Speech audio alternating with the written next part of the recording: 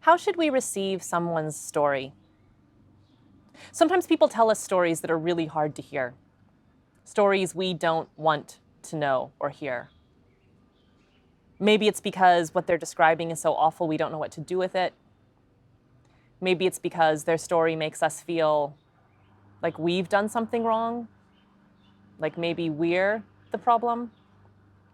Maybe it's because their story hits too close to our own story, and we want to distance ourselves from that which brings up painful reminders.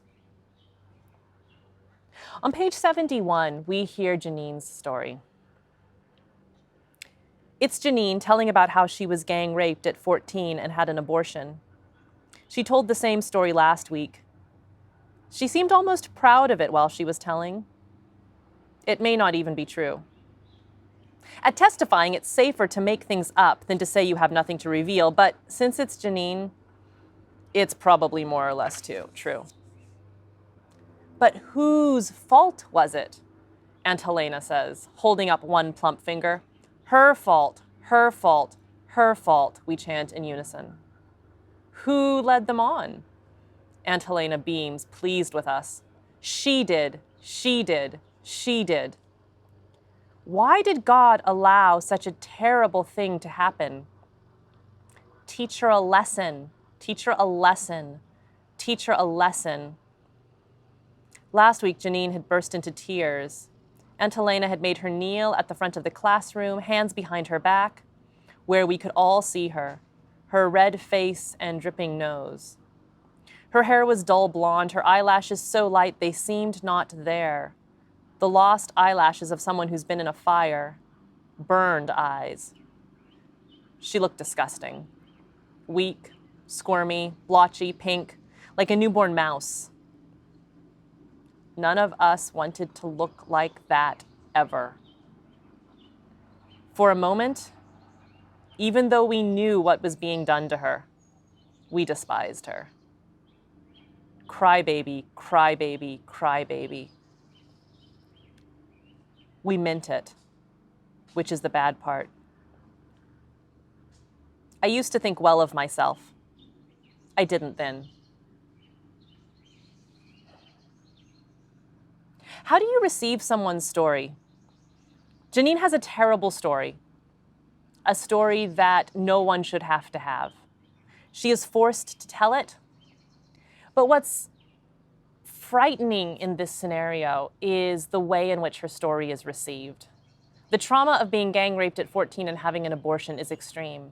The trauma of being forced to share that story and then being catechized into an understanding that it was your fault, that you led them on, and that God did it to you on purpose.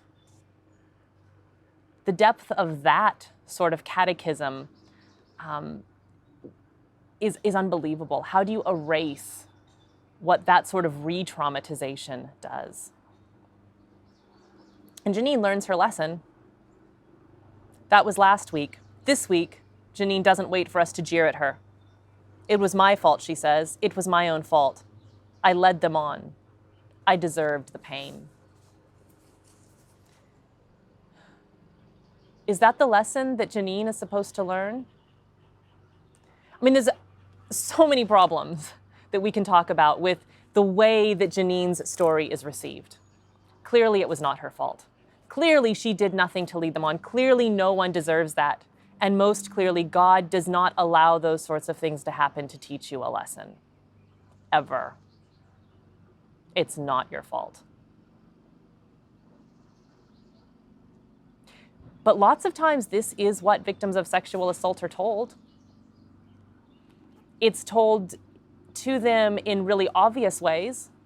Sometimes when they first get the courage to share their story, we've all heard the questions asked, what was she wearing? What was she drinking? Who was she with? It's also told to them in much more subtle ways, right? Youth groups that always remind girls to be sure they're modest because you know those boys. On the most subtle of levels and the most obvious of levels, stories like Janine's are frequently received in ways that blame Janine, in ways that blame the woman who has been hurt. And Offred knows that her story itself will be hard for her readers. Toward the end, she says, "It hurts me to tell it over and over. Once was enough.